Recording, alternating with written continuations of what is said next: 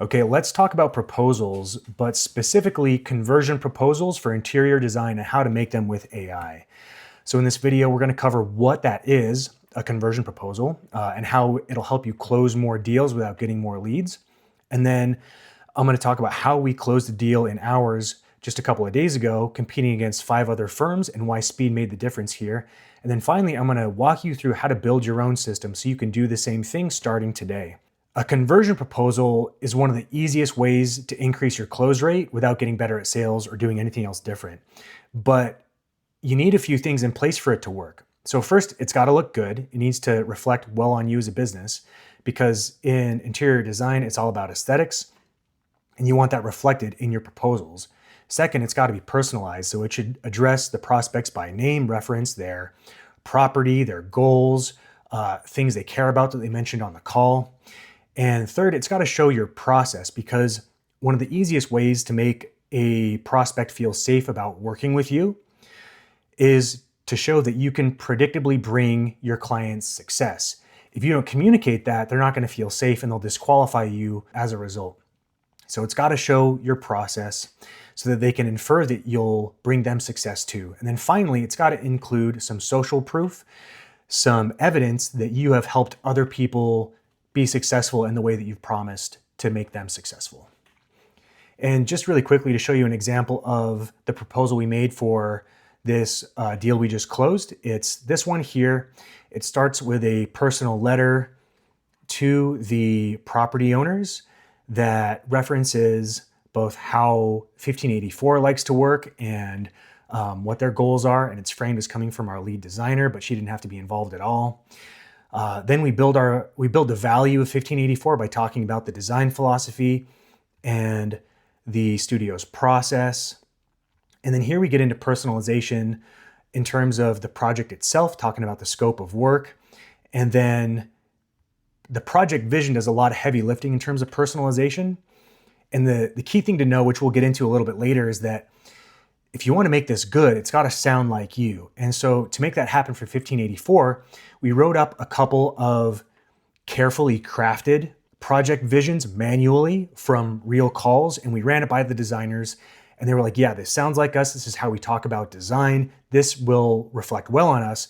And then we saved those as examples that we give to the AI when it makes these things. Obviously, budget matters. We kind of establish the studio's value, because you want to compete on value and not price. We get into the timeline and the next steps, and we have the contract linked right here so that they can easily just sign the contract when this good impression is fresh in their mind. And then finally, we have social proof, some highlighted reviews, and then a link to all reviews on Google. So that is a conversion proposal in a nutshell. And the reason this matters is that this can have a significant impact on your business financially. Because let's say that you just boost your close rate 10% with one of these things, which is very reasonable, and you do 20 proposals a year, that's going to be $90,000 extra in gross revenue per year. And that's enough to pay for a solid employee. Like, you can totally pay for your operator if you're an owner. And if you're an operator, you can pay for yourself with this one simple change that doesn't really require extra work for you. The thing that really helped us in this situation with this specific project is speed. We were able to turn this thing around fast, and it left a really good impression that won us the deal, because this prospect came from a referral source that gave this person 5 other design firms. And when we spoke with the prospect, they said that they care about speed. And so our bet was, if we turn around something that's really polished, personalized, and that shows our process in a flattering way, if we do it quickly, we will signal what it's like to work with us. We will say, hey, you care about speed, we will give you speed and quality at the same time. And it won us the deal. So the process was pretty simple. On the back end, it kind of breaks down like this. You can see that it started with a call recording, and then it ended with us sending the proposal. But in between, we have some steps. We've got the transcript, which was automatically generated because the designer took the call on their iPhone, just hit record, obviously got consent. And then Apple created the transcript. And so we just dropped that into our process for creating these proposals. So the AI made a draft. And then there was a short little loop where we said to our designers, hey, does this look good? They gave us some pretty granular and minute feedback, just a couple of simple things here, like let's talk about the colors like this instead. Let's maybe nix the dining area that we talked about on the call, because maybe that's not gonna make sense. So minor tweaks, and then once those were made, then we just sent it with the contract. Now, what allowed this to happen so quickly is that we had a lot of stuff in place. In our case, we had a skill already created, but I'll show you how to make these if you don't have a proposal skill already created. We had that. Then we had the example introductions and visions that I kind of referred to earlier. We had the link to the contract. We had our services and pricing document so that the AI knew this is going to be the payment schedule. This is how the phases are going to break down. And then we had a proposal template. And you don't need an official template like we have. We have one with kind of the merge fields highlighted. You don't need that. If you just have a good looking one for a past customer, that's already good. You can just use that. But if you don't have all this context in place, then you're not going to be able to turn these things around super fast like we did. Now I'm going to show you how to build this thing in a second, but I want you to keep a few principles in mind as I do it. And one is that we always want to keep things simple when we add AI to your business, because the more complexity you add, the harder it's going to be to maintain and the less flexibility you have in terms of how you use it. And so what that usually means is that unless a fully automated system is justified, often we want to look at how we can augment your existing employees, or if you're the operator, how to augment your work so that it's kind of a semi-automated system. What that means is that instead of a designer, let's say, taking a call recording and then filling out a form and dropping it in there and having all this stuff that I showed you back here happen in the background and you just get the result. Instead, as an operator, you would say, okay, send me the call recording, and then you drop it into Claude and you'd say, okay, take this recording and make a proposal out of it. And I'll show you how that works. And when you do this, examples are going to be everything. AI obviously needs instructions, but it is so much more powerful if you give it the right examples. So these things are going to make sense as I go through the build. So let me hop on over to Claude Cowork. We're going to start a new project called the proposal generator. And in terms of instructions, I'm just going to say something simple here. Generate proposals within this project based on the context in it and the provided call transcripts. And I'm going to go into a folder I have ready for us with the context right here. Okay, so we have our project and we have our context. So we have the link to our contract. It's just stored in this little markdown file. We have our example intros and visions written out here. We have our template. This is what our proposal template looks like. It's got these merge fields that you can see. And again, in your case, when you're making this, it can just be an old proposal that looks good and represents you for a previous prospect or client. We've got our skill here. Don't worry about this. It's not going to be relevant for what we do here. In fact, I'm just going to move this. You should see this go away a little bit later. And then we have servicing and pricing, and this just details how we price things so that everything looks good in the proposal and it doesn't drift. Essentially what we need to do is we need to take the call recording transcript, which I'm going to copy right here, and say, create a proposal. And then I'm not even going to say that this is a transcript. And what the AI should be able to do is take these simple instructions, combine it with the context, and create the result that we're looking for. So at this point, the AI has the basic information that it needs from the call transcript to create the proposal. And now it's going to actually write the HTML, because we make ours with HTML and we convert it to PDF. And then it's going to show us what it's created.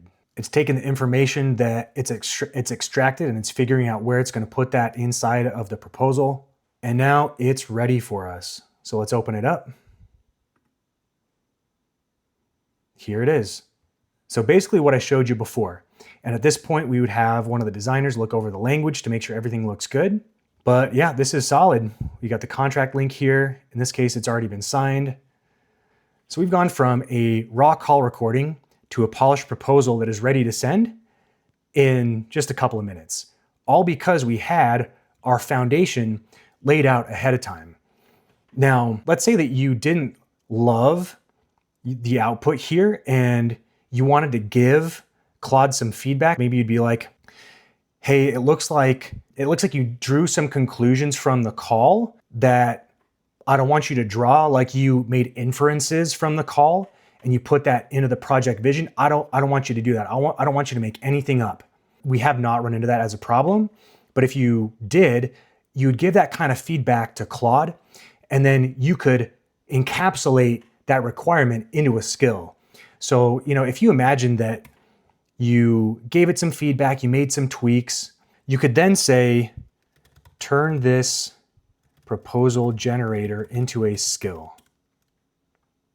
And what Claude will do is, there's kind of a meta skill inside of Claude for creating new skills, and it'll run that. And it's going to go through everything you talked about, everything you've provided in terms of context, and it's going to encapsulate that into basically a set of instructions you can just plug into any agent you want anywhere inside of Claude Code. It doesn't even have to be in this project. It's kind of like Neo in the Matrix when he learns Kung Fu, he can just kind of like download it.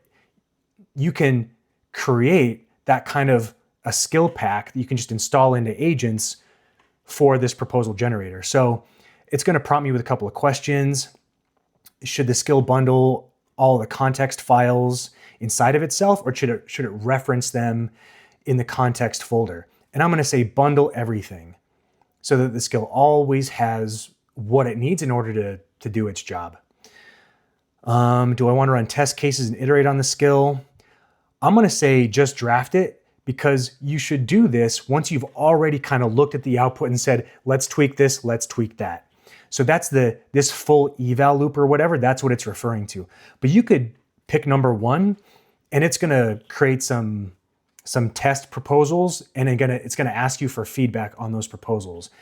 If it were to do that, if it were to run test cases and ask you for your feedback on what it creates, you would just need to have some sales calls that you could give it for those test cases. So I'm going to just draft it. I'm going to create the skill, and we'll just wait for it to do its thing. And then again, once you create a skill, you always want to test it. But if you want to keep things simple, don't even create a skill. Just always go to your cowork folder, your cowork project for generating proposals, and then just say, hey, make me a proposal, and then just paste in your transcript, and that's it.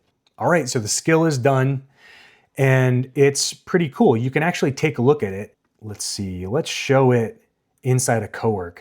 So here's the skill. This is the list of instructions that Claude automatically created. This goes beyond the simple instructions that I wrote, which is good whenever you've given specific feedback to tailor the result that you got initially. So there's context on when to use it, the sequence of actions that AI should take, the details that should be extracted. It goes into what should go into the intro letter, the project vision and the guidelines, guidance around format and length. So this is pretty cool. All this was inferred from a template and then an activity that we took the AI through. And it was able to look at that experience that it had and turn it into a replicable set of steps so that other agents, when you use them, will give you the same consistent result. And the value of this skill, again, is just that anytime you're working inside of your business and you want to use this skill, you can just say, create a proposal. And part of the instructions here include when this skill should be activated.